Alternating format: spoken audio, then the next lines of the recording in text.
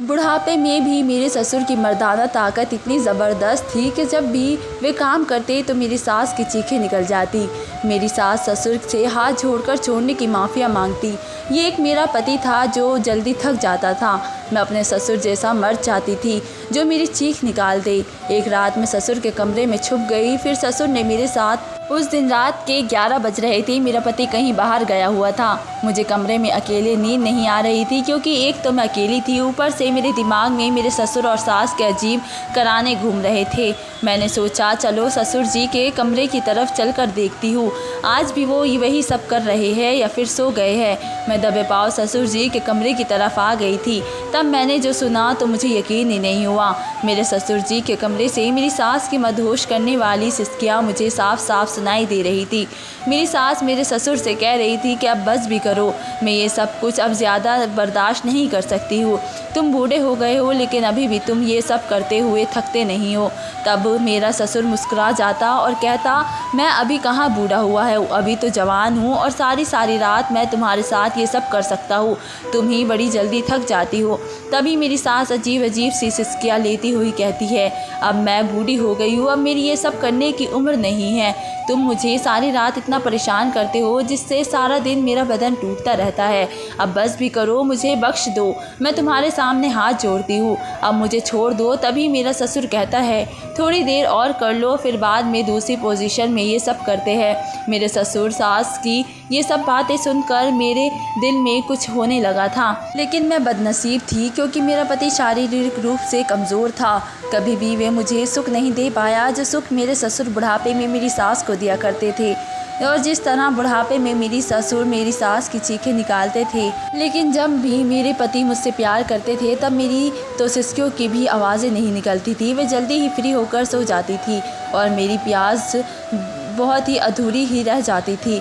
मैं वहाँ से यही सब सोचते हुए अपने कमरे में आ गई। बार बार मेरे दिमाग में यही ख्याल आ रहा था कि आखिर मेरे ससुर जी ऐसा क्या खाते हैं जो बुढ़ापे में उनकी मर्दाना ताकत इतनी ज़बरदस्त है कि सास की चीखें निकल जाती है। मैं ससुर जी की इस राज को जानना चाहती थी, इसलिए मैंने सोच लिया था कि अब की बार किसी तरह मैं रात को इनके कमरे में चली जाऊंगी और छुपकर सास ससुर के ये कारनामे देखूंगी। लेकिन मुझे क्या पता था कि मेरी ही शामत आने वाली थी। तभी अचानक से मेरे कमरे का दरवाज़ा खुलता है और एक जवान और एक अनजान शख्स मेरे कमरे में घुस जाता है और वो मुझे दबोच लेता है। इसने ये सब इतनी जल्दी से किया कि मुझे संभलने का मौका ही नहीं मिला था और फिर वो आदमी मेरे साथ ज़बरदस्ती करने लगा। काफ़ी देर उसने मेरे साथ ज़बरदस्ती की और मेरे साथ ज़बरदस्ती करके मुझे बदहवास हालत में छोड़कर चला गया। रात के अंधेरे में वो मुझे बर्बाद करके जा चुका था। मैं रोती रही और इसी हालत में बिस्तर पर पड़ी रही। कुछ पल बाद मुझे होश आया। मैंने खुद को संभाला और फ़ौरन भागकर बाथरूम में चली आई और खुद को रगड़ रगड़ कर साफ़ करने लगी। पता नहीं वे कौन आदमी था जिसने मेरे अकेलेपन का फ़ायदा उठाया था और जिसका चेहरा मैं देख भी नहीं पाई थी। वो लगातार मुझे इस्तेमाल कर रहा था और काफ़ी देर तक उसने मुझे इस्तेमाल किया था, लेकिन इसके बारे में मैं किसी को कुछ भी नहीं कह सकती थी। काफ़ी देर अपने बदन को साफ़ करने के बाद मैं बाथरूम से बाहर आ गई। 2-3 दिन तो मेरे ऐसे ही गुजर गए थे। आज फिर से मेरे पति काम के सिलसिले में बाहर गए हुए थे और रात को मैं अकेली थी। आज मैंने सोच लिया था कि कुछ भी हो जाए मैं हर हाल में ससुर जी का राज जानकर ही रहूँगी और सास ससुर के कमरे में आने से पहले मैं इनके कमरे में चली गई। काफ़ी देर इंतज़ार करने के बाद मेरे सास ससुर कमरे में आए और फिर मेरे सास ससुर वे सब करने लगे। काफ़ी देर उनको वे सब करते हुए देख रही थी। अब मुझसे रहा नहीं गया तो मैं ससुर जी के सामने आ गई। तब मेरे ससुर ने कहा बहू तुम रहो यहाँ, तुम यहाँ पर क्या कर रही हो? अगर तुम यहाँ आ गई हो तो तुम भी हमारे साथ मिल जाओ और जो हम कर रहे हैं वो तुम भी करो, देखना तुम्हें बहुत ही मज़ा आएगा। तुम्हारी सास बहुत जल्दी थक जाती है, तुम अभी जवान हो और खूबसूरत भी, तुम्हारे साथ ये सब करने में मुझे भी मज़ा आएगा। मैं ससुर जी को मना नहीं कर सकी और फिर मेरे ससुर जी ने मेरे साथ मुझे ससुराल में आए हुए 4-5 दिन हो गए थे और मुझे अपने पति की रोटी का अच्छे से अंदाज़ा हो गया था कि वे क्या खाते हैं पीते हैं। मेरे पति रोज़ाना रात को दूध पीना पसंद करते थे, पर मैं बहुत ही भुलक्कड़ थी, इसलिए अक्सर छोटी छोटी बातों को मैं भूल जाया करती थी। कुछ बातों को तो मेरे सर पर सवार कर लिया गया था और घंटों उनके बारे में सोचती रहती थी। 3-4 दिन में मेरे पति मुझसे इस बात को याद करवा रहे थे कि रोज़ाना रात को मुझे दूध पीने की आदत है, इसलिए तुम बिना कहे रोज़ रात को मेरे लिए दूध का गिलास कमरे में ले आया करो। रोज़ रोज़ तुम्हें दूध के लिए मुझे याद दिलाना ना पड़े। आज फिर मैं इनकी इस बात को भूल गई थी और अब जब वे कमरे में आकर मेरे पास खड़े हुए तो उन्होंने मुझे गुस्से से यही बात पूछी थी कि दूध का गिलास कहाँ है। मैं एकदम से हड़बड़ा गई और फ़ौरन अपनी जगह से उठकर जब किचन में आई तो मेरी सास अपने कमरे में जा चुकी थी। जब मैं दूध का गर्म करके वापस आ रही थी तो ये देखकर मैं सहम गई, क्योंकि मेरे ससुर के कमरे में मेरी सास की मदहोशी कर देने वाली सिसकियों की आवाज़ आ रही थी। अब मेरी सास बार बार एक ही बात कही जा रही थी कि अब बस भी करो, मैं थक गई हूँ, अब मुझ में हिम्मत नहीं है, तुम तो बहुत ही ताकतवर हो मगर मैं कमज़ोर हूँ। तभी मेरे ससुर की गुस्से भरी आवाज़ सुनाई दी। मेरे ससुर बोल रहे थे कि इसमें थकने वाली कौन सी बात है, अभी से तुम थक गई हो, चलो जल्दी से फिर से शुरू हो जाओ, इधर आ जाओ मेरे पास, अब की बार दूसरे तरीके से करते हैं, देखना इस बार तुम्हें बहुत ही मज़ा आएगा। ये सब सुनकर मैं हक्का बक्का होकर अपने कमरे में आ गई थी और जब मैं सोने के लिए लेटी तो मेरे दिमाग में यही बात गूंज रही थी कि मेरे ससुर तो देखने में हड्डी का ढांचा लगते हैं, मगर मैं नहीं जानती थी कि वे इस कदर ताकतवर थे कि इस उम्र में भी उन्होंने मेरी सास की चीखें निकाल रखी थी। मैं भी ऐसा ही पति चाहती थी, मगर मेरा पति तो बहुत ही जल्दी थक जाता था। इसी बारे में मैं सोचते सोचते सो गई थी। सुबह जब मेरी आँख खुली तो मेरे सास रोज़ की तरह घर के कामकाज कर रही थी और उनका मिजाज बिल्कुल सिंपल लग रहा था। उन्हें देखकर लगता ही नहीं था कि वे पूरी रात वो सब कर रही थी। आज ही दिन को जब मेरे ससुर घर में आए तो फ़ौरन ही ससुर जी ने मेरी सास को कमरे में बुला लिया था।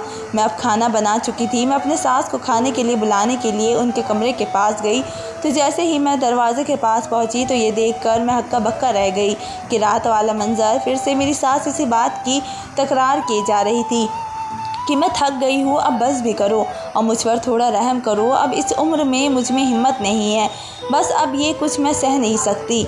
और मैं हैरान और परेशान सी वापस आ गई और किचन में वापस आने के बाद मैं यही सोच रही थी कि आखिर मेरे ससुर भी ऐसा खाते क्या है जो इस कदर ताकतवर है। आधे घंटे के बाद मैं दोबारा से उनके कमरे में गई और दोबारा से वही सब आवाज़ें आ रही थी। अब तो मेरे पसीने छूट गए थे और मैं ये सब सोचने पर मजबूर हो गई थी कि न जाने ऐसी कौन सी चीज़ का वो इस्तेमाल करते हैं जिसकी वजह से वो इतने देर तक एक ही काम किए जा रहे थे और इन्हें थकने का एहसास तक नहीं हो रहा था। अब मैं दिल ही दिल में ये जानना चाहती थी कि मेरी सास जिन्हें ऐसा क्या खिलाती थी कि वो इतनी देर तक थकते नहीं थे। मैं ये सब सोच रही थी कि 15 मिनट के बाद मेरी सास खुद ही कमरे से बाहर आ गई थी। कमरे से बाहर आने के बाद उनका चेहरा नॉर्मल था और वो पूरे पसीने में भीगे हुई थी, मगर मेरी सास ने अपने दोनों हाथों अपनी कमर पर रखे हुए थे और हाँफते हुए कह रही थी कि ये कमर का दर्द भी ना जाने कब मेरी जान छोड़ेगा। उनकी ये बात सुनकर मैंने बड़ी मुश्किल से अपनी मुस्कुराहट रोकी थी। मैं उन्हें कुछ कहते कहते रुक गई थी। अब मैं ये जानना चाहती थी कि मेरी सास मेरे ससुर जी को ऐसा क्या खिलाती थी कि इनकी ताकत इस हद तक बढ़ गई थी। उन पर नज़र रखने के बावजूद भी मैं इस चीज़ तक नहीं पहुंच सकी थी, क्योंकि मेरा सारा ध्यान हर वक्त उनकी तरफ ही होता था। मेरे पति अपने बाप से बहुत ही अलग थे, बहुत ही जल्दी थक जाते थे, सोने के लिए लेट जाते थे और अक्सर मैं आधी रात तक जागती रहती थी। हर बार मैं प्यासी की प्यासी ही रह जाती थी, इसलिए मैं अपने पति के प्यार के लिए तरसती रहती थी। तभी मेरा ध्यान अपने सास ससुर के कमरे की तरफ चला जाता कि वो एक भी थे और जो इस बुढ़ापे में भी ज़िंदगी को भरपूर मज़े ले रहे थे। मेरे पति आज की रात भी मेरे हिसाब से जल्दी सो गए थे, मगर मेरे जज्बात पूरी तरह से मचल रहे थे। मेरी ख्वाहिश अभी भी अधूरी थी। मैं अपने पति की तरफ से उदास होकर सोच रही थी कि काश मेरे पति भी मेरे ससुर की तरह ताकतवर मर्द होते तो आज मैं भी ज़िंदगी के भरपूर तरीके से जी रही होती। तब मेरे जहन में मेरी सास की आवाज़ें आने लगी तो मेरा रूह खिल उठा जब वो ससुर जी को कहती थी कि अब बस कर दो, अब छोड़ भी दो और मैं थक गई हूँ। और ये बात याद आते ही मेरे दिल में सागर में ज़ोर ज़ोर से लहरें उठने लग जाती थी। तभी मेरे दिमाग में ये ख्याल आया कि क्यों ना मैं उनके कमरे में झांक कर देखूं कि वे दोनों ऐसा क्या करते हैं और मेरे ससुर ऐसा क्या खाते हैं जो उनकी ताकत तूफ़ान तक पहुंचती हुई है। और अपनी सास की निगरानी करने पर मुझे कुछ नहीं मिला था। तब मैं सोचती थी कि यकीनन वो चीज़ उन्होंने अपने कमरे में छुपा रखी होगी और वो मैं चीज़ देखना चाहती थी। उस वक्त मेरा दिल इन दोनों को देखने के लिए मचलने लगा था कि वो दोनों क्या कर रहे होंगे। तभी मैं अपनी जगह से उठी और सास ससुर के कमरे के बाहर आ गई। उनके कमरे की लाइट अभी भी जल रही थी। इसका मतलब था कि वे दोनों अभी तक जाग रहे थे। तभी खिड़की की बाहर से उनकी फिर से मुझे आवाज़ें आने लगी। मेरी सास लगातार मेरे ससुर से कह रही थी कि तुम इस उम्र में भी मुझे नहीं छोड़ रहे हो, जानते हो कि अब मुझे में इतना दम नहीं रहा। और मेरे ससुर का कहना था कि बस थोड़ी देर और बर्दाश्त कर लो, मैं फिर तुम्हें तंग नहीं करूँगा। और मेरी सास फिर थोड़ी देर के लिए खामोश हो गई। मैंने खिड़की से झांक कर अंदर देखने की कोशिश की, मगर खिड़की के आगे उन्होंने पर्दा लगा रखा था, इसलिए सिर्फ आवाज़ ही बाहर आ रही थी। बाहर से कुछ भी दिखाई नहीं दे रहा था।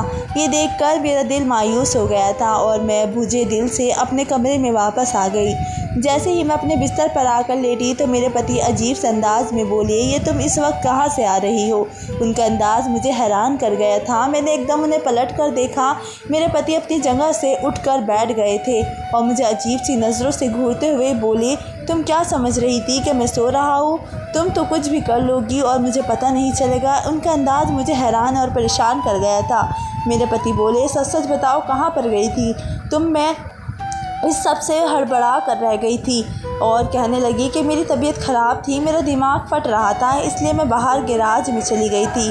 और इसमें क्या बुराई है कि मैं अपने लहजे में बोली थी, कांपते हुए लहजे में बोली। तो एक पल के लिए मेरे पति चुप हो गए और फिर थोड़े नरम होकर बोले कि तुम्हें किसने कहा था कि आधी रात को कमरे से बाहर निकल के गैराज में जाने की? क्या ज़रूरत थी? अगर तबीयत ख़राब हो तो मुझे जगा दिया करना और आइंदा से अकेली कभी भी ये रात को कमरे से बाहर जाने की ज़रूरत नहीं है। ये कहकर वो फिर से नींद की वादियों में खो गए थे, ये जाने बिना कि मेरे दिल में क्या तूफ़ान मचल रहा था। मैं इनके साथ के लिए तरस रही थी। वो भी मुझे समझने को तैयार नहीं थे कि अभी भी मैं प्यासी हूँ, इसलिए रातों को नींद नहीं आती। मेरी फूटी किस्मत, मगर मैं कर भी क्या सकती थी? मुझ में खुद से इनके पास जाने की हिम्मत भी नहीं थी और न जाने कब मैं नींद की सरगोशियों में चली गई। मैं अब दिन रात उन्हीं की आवाज़ें सुनती रहती थी जो मेरे अंदर आग पैदा करती थी और मुझे भी किसी ऐसे ही मर्द की तलाश थी जो मेरी चीखें निकाल कर रख दे। और मैं सोचती थी कि आखिर देखो तो सही कि मेरे ससुर आखिर ऐसा क्या करते थे जिससे सास की चीखें निकल जाया करती थी। एक दिन मेरे पति ने बताया कि वे 2 दिन के लिए शहर से बाहर जा रहे हैं और अब वे घर वापस 2 दिन के बाद ही आएंगे। जब उन्होंने मुझे ये बात बताई तो मेरे दिमाग में एक अच्छा सा ख्याल आया और मैं सोचने लगी कि क्यों ना मैं इस ख्याल पर अमल करूं। मैं इस बारे में जानना चाहती थी कि बंद कमरे में आके सास के साथ क्या होता है। मेरी सास ससुर शाम को खाने के बाद गार्डन में टहल रहे थे और साथ ही एक दूसरे से बातें भी कर रहे थे। मैं इन दोनों को देखकर हैरान रह गई थी। इतना वक्त एक साथ गुजारने के बाद भी इस उम्र में भी इन दोनों में कितनी मोहब्बत है और छोटी मोटी सभी बातें वे एक दूसरे से करते थे। मेरी ज़िंदगी इन दोनों से काफ़ी अलग थी। ये लोग उम्र के इस हिस्से में बहुत ही आगे, बहुत ही अच्छे तरीके से ज़िंदगी को भरपूर तरीके से जी रहे थे। हम दोनों थे जो जल्दी ही फ्री होकर सो जाते थे। उस दिन मैंने जल्दी अपने सारे काम ख़त्म किए और फिर अपनी सास के कमरे में छुप गई। मैं ऐसी जगह पर बैठी थी जहाँ से मैं तो इन दोनों को देख सकती थी, मगर वो दोनों मुझे नहीं देख सकते थे। और फिर रात को वो दोनों कमरे में दाखिल हुए। मुझे नींद आ रही थी, मगर दोनों को देखने के जस्तजू में मैंने अपनी नींद की कुर्बानी दे दी थी। बहुत देर तक इंतज़ार करने के बाद आखिरकार मेरा इंतज़ार ख़त्म हुआ और फिर जो मंज़र मेरी आंखों ने मैं देखा, मेरा पूरा जिस्म पसीने से भीग गया। मेरे ससुर जी मेरी सास को ज़ोर ज़ोर से, मेरा नाम कोमल है। मेरे ख़ानदान में मेरे माँ बाप के अलावा मेरा एक छोटा भाई था। मेरे माँ बाप भाई से ज़्यादा मुझसे मोहब्बत करते थे। वो मेरी हर फरमाइश को ज़िद और पूरा करते थे। मैं बचपन से ही खुददार और ज़िद्दी किस्म की लड़की थी। उस वक्त कॉलेज में पढ़ती थी जब मेरी सोनिया नाम की लड़की के साथ दोस्ती हो गई थी और वो बहुत ही अच्छी लड़की थी। वो मुझे बहुत ही प्यार करती थी। मुझसे इनकी सबसे अच्छी बात ये लगती थी कि वो अच्छी शख्सियत की मालिक थी और जब वो मेरे हुस्न की खूबसूरती की तारीफ़ करती तो ये देखकर मैं खुशी से झूम उठती थी। कॉलेज में तरह तरह के लड़का लड़कियां थे और हमें बहुत से नज़ारे देखने को मिलते थे, जिनमें कुछ ऐसे भी होते थे जो मुझे नज़रें चुराने पर मजबूर कर देते थे। ज़्यादातर लड़कियों के बॉयफ्रेंड थे और जब वो लड़कियां अपने बॉयफ्रेंड के साथ झाड़ियों के पीछे वो सब करती थी, एक दूसरे के हाथों में हाथ डालकर घूमती थी, तो ये देखकर मेरे जज्बात भी उभरने लगते थे और मैं भी उन लड़कियों को देखकर दिल में सोचती थी कि देखने में तो वो लड़कियां बिल्कुल मामूली शक्ल और सूरत थी, मगर इनके बॉयफ्रेंड इनसे कितनी मोहब्बत करते थे। मैं भी किसी से कम नहीं थी। मुझ में भी कोई लड़कों ने अपने प्यार का इजहार किया था, मगर मैं किसी को घास नहीं डालती थी। मेरे माँ बाप ने मुझे बहुत ही ज़्यादा लाड प्यार देने के बावजूद भी मुझे उनके सब मामले में आज़ादी नहीं दी थी। उन्हें लड़कियों का लड़के से दोस्ती करना, बातचीत करना बहुत ही बुरा लगता था। हमारे यहाँ पर आम बात थी, मगर इसके बावजूद भी मेरे माँ बाप ये सब देखकर गुस्सा करते थे। मेरी क्लास में एक लड़का था जो मुझ पर बुरी तरह से मरता था, मगर वे मेरे आगे पीछे फिरता रहता था, मुझसे बात करने के बहाने ढूंढता फिरता था, मगर मैं उसकी शक्ल देखती तक नहीं थी और मुझे ऐसे लोग बिल्कुल भी पसंद नहीं थे। पीछे काफ़ी दिनों से मुझे बुखार था और जिस वजह से मैं कॉलेज भी नहीं जा रही थी। मेरी गैर मौजूदगी की वजह से वो परेशान होकर वो लड़का घर तक चला आया था, तो ये बात मेरे माँ बाप को बहुत ही बुरी लगी थी। जब मैं ठीक होकर कॉलेज गई तो उस लड़के ने मुझे रोक लिया और अपने प्यार का इजहार करने लगा। वो मुझसे कहने लगा कि कोमल, मैं तुम्हें बहुत ही चाहता हूँ। जब मैंने इसे मना कर दिया तो इसने मेरा हाथ पकड़ लिया। उसका हाथ पकड़ना मुझे अच्छा नहीं लगा और मैंने उसे एक कसक थप्पड़ मार दिया और वे भी वहाँ से घर को आ गई। और वो लड़का रोज़ मेरे घर के पास घूमता रहता, मुझसे बात करने की कोशिश करता रहता था, पर मैं उससे बात नहीं करती थी। एक दिन उसने बहुत ही ज़िद की, बस एक बार मुझसे बात कर लो। उसने मुझे मिलने के लिए बुलाया था। जब मैं वहाँ गई तो उसने फिर से मुझसे अपने प्यार का इजहार किया। मैं उसे मना करती रही, पर मेरी बदकिस्मती थी कि इस पार्क में मेरे पापा भी थे।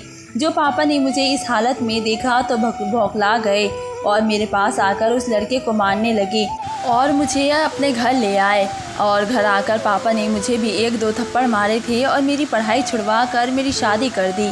और आज मैं सास के कमरे में राज जानने के लिए छुपी हुई थी और सोच रही थी कि मेरे ससुर अपनी बीवी से प्यार जताते थे और इन्हें खुद खुश कर रखते हैं, जबकि मेरे पति इस हद तक मुझे खुश नहीं कर पाते थे। इसलिए मैं ये राज जानना चाहती थी कि आखिर वे ऐसी कौन सी चीज़ का इस्तेमाल करते थे जिसकी वजह से उनकी ताकत इतनी बढ़ गई थी और सांस की चीखें निकल जाती थी। मैं चाहती थी कि मैं भी अपने पति से वही चीज़ इस्तेमाल कर रहा करूं और फिर मेरे पति भी मेरी चीखें निकाल दे। मेरे ससुर किस चीज़ का इस्तेमाल करते थे यही देखने के लिए इस दिन मैं उनके कमरे में छुप गई थी और जो कुछ मैंने देखा था वो मुझे हैरान और परेशान कर गया था। कितनी देर तक मैं बालकनी से इन दोनों को वे सब करते देख रही थी और फिर बेखुदी से आलम में मैं अपनी जगह से उठ खड़ी हुई और फिर इन दोनों के साथ मिलकर वो सब करने लगी थी। पहले तो उन दोनों ने मुझे हैरत की नज़र से देखा।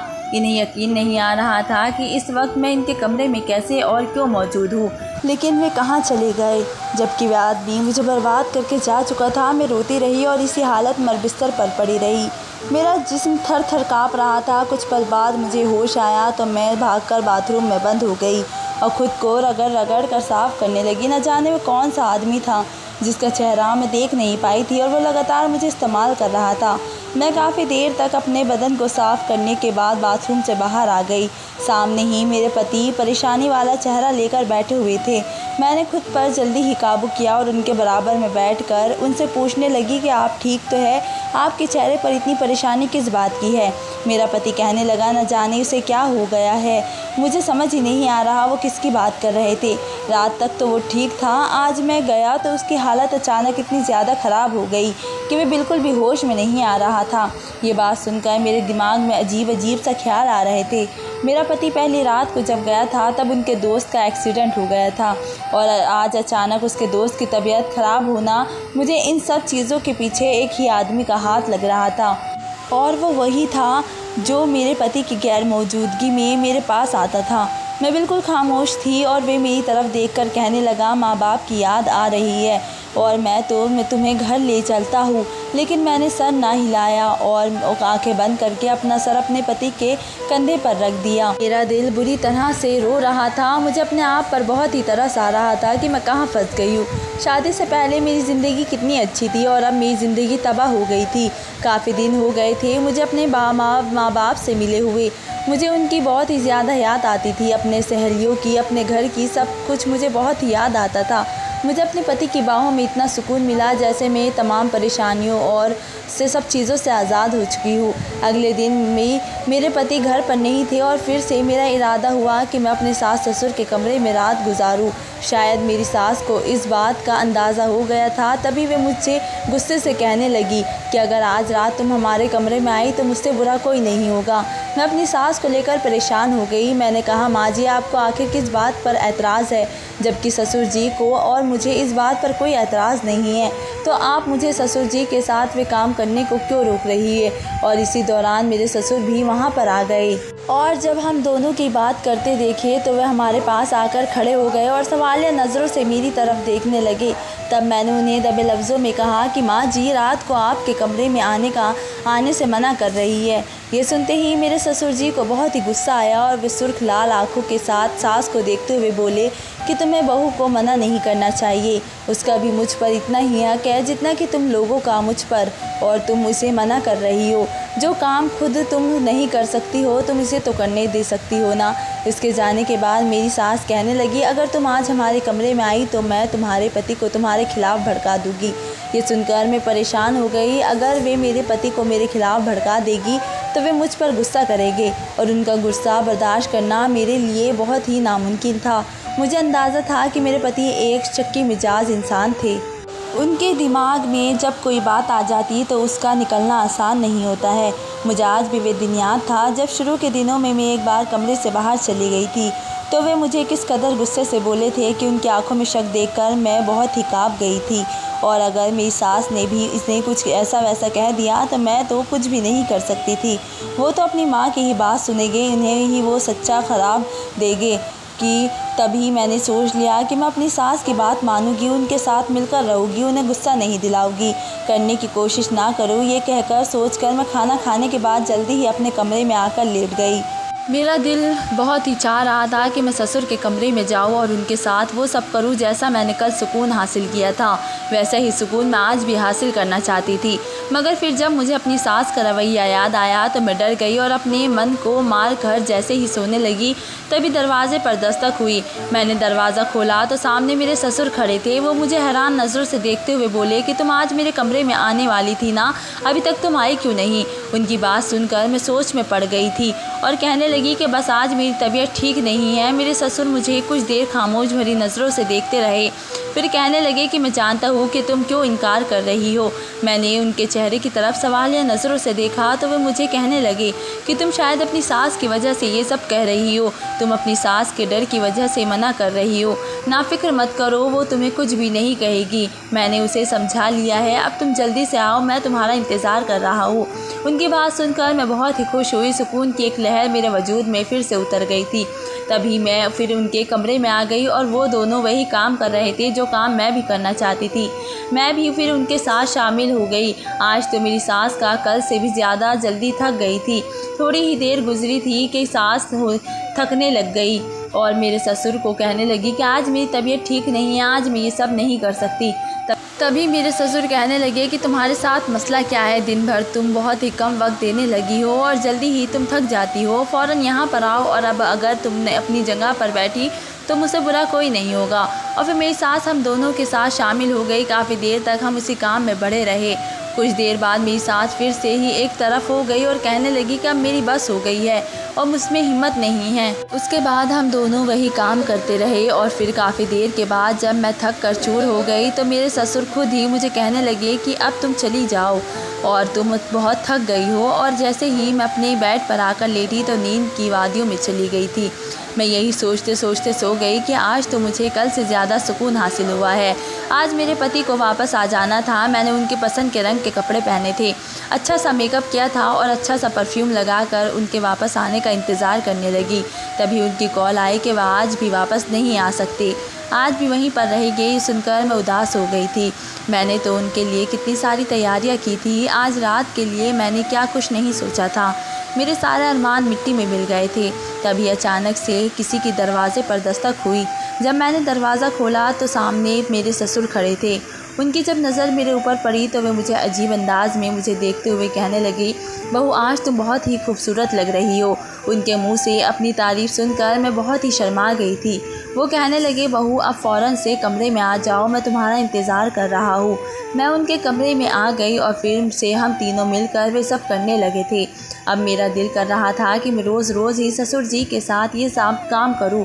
अगले दिन मेरे पति भी घर वापस आ गए थे। वो मुझे अपनी बेताब अपनी मोहब्बत की कहानियाँ सुनाने लगे कि वे मेरे बगैर कितने बेचैन थे और मुझे कितना याद करते थे। उनकी बात सुनकर मैं बहुत ज़्यादा खुश हो गई थी। आखिर इन्हें मेरा एहसास हो ही गया था, इन्हें भी मेरी कमी महसूस होती थी। तभी मैंने इनके सीने पर अपना सर रख दिया और फिर सुकून की नींद सो गई। अब मैं रोज़ अपने पति के सोने के बाद सास ससुर के कमरे में चली जाती थी और फिर आधी रात तक हम इसी काम को करते रहते थे। एक रात जब मैं ससुर के कमरे में अपने कमरे में वापस आई तो मेरे पति सख्त गुस्से में थे और मुझसे कहने लगे कि मैंने तुम्हें मना किया था कि तुम रात को कमरे से बाहर मत जाया करो, मगर तुमने मेरी बात नहीं मानी। बताओ तुम कहाँ गई थी? मैं उनके पास बैठे हुए बोली कि मैं आपकी माँ जी के कमरे में थी। ये सुनकर वे हैरान रह गए और बोले कि तुम इस वक्त मेरी माँ के कमरे में क्या कर रही थी? वो शक की नज़रों से मुझे देखने लगी। मैं कहने लगी कि उनके साथ मुझे कुछ काम था इसलिए गई थी। वो चुप हो गई। उन्होंने फिर उसके बाद कोई बात नहीं की थी। अब जब मैं हर दूसरे तीसरे दिन सुकून हासिल करने के लिए अपने सास ससुर के कमरे में जाने लगी तो मेरे पति मुझसे ये बात पूछने लगे कि कौन सा काम करने जाती हो तुम माँ के पास? मैंने कुछ ना कहा और वहाँ से जाने लगी तो मेरे पति ने मुझे खींचकर बेड पर धकेल दिया और गुस्से से बोलने लगे। अपने पति को मैं इतने गुस्से में देखकर डर गई थी और डर के मारे मैं बताने ही जा रही थी कि तभी दरवाजे पर दस्तक हुई तो मेरे पति ने दरवाज़ा खोला। सामने मेरे ससुर खड़े हुए थे। ससुर जी को देखकर मेरे पति से काम था, इसलिए ससुर जी मेरे पति को लेकर कमरे से बाहर निकल गए। मेरे पति के जाने के बाद मैंने ठंडी आह भरी। जब रात एक में ससुर जी के कमरे में गई तो शायद मेरे पति सोए नहीं थे। वो मुझे तलाश करते हुए सास ससुर के कमरे में आ गए और वे सब करते देखकर बहुत ही हैरान हो गए। जब हमें रात के टाइम पर योगा करते देखा तो वे कहने लगे कि आप लोग क्या कर रहे हैं? तभी मेरी सास योगा को छोड़कर सोफे पर बैठी और बोली, काफ़ी दिनों से तुम्हारे पापा हमें योगा करवाते हैं। उनका कहना है कि सुबह के टाइम योगा करने से ज़्यादा फ़ायदा है रात के टाइम योगा करने में होता है, क्योंकि सुबह के टाइम हमारा बेसारी रात होने की वजह से डीएक्टिवेट होता है और शाम को 8 बजे के बाद हमारा जिस्म एक्टिव रहता है। इसलिए रात के टाइम योगा करने से बहुत ही ज़्यादा बेनिफिट मिलता है। मैं तो जल्दी थक जाती हूँ, मगर तुम्हारी बीवी और तुम्हारे पापा तो कितनी देर तक इस काम को करते रहते हैं, न जाने ये दोनों क्यों नहीं थकते। ये देखकर मेरे पति ने मुझे मुस्कुराते हुए नज़रों से देखा और कहने लगे कि हाँ, मेरी बीवी बहुत अच्छी है और कभी भी ये उन्होंने खुशी के अंदाज में कही थी। ये सुनकर और मैं शर्मा गई और फिर उसके बाद मेरे शौहर भी हमारे साथ इस काम में शामिल हो गए थे और हम चारों मिलकर रोज़ योगा करने लगे। आज की वीडियो की कहानी आपको कैसी लगी कमेंट करके ज़रूर बताइए और वीडियो अच्छी लगी तो लाइक शेयर ज़रूर कीजिएगा और हमारे चैनल को सब्सक्राइब करें। धन्यवाद दोस्तों।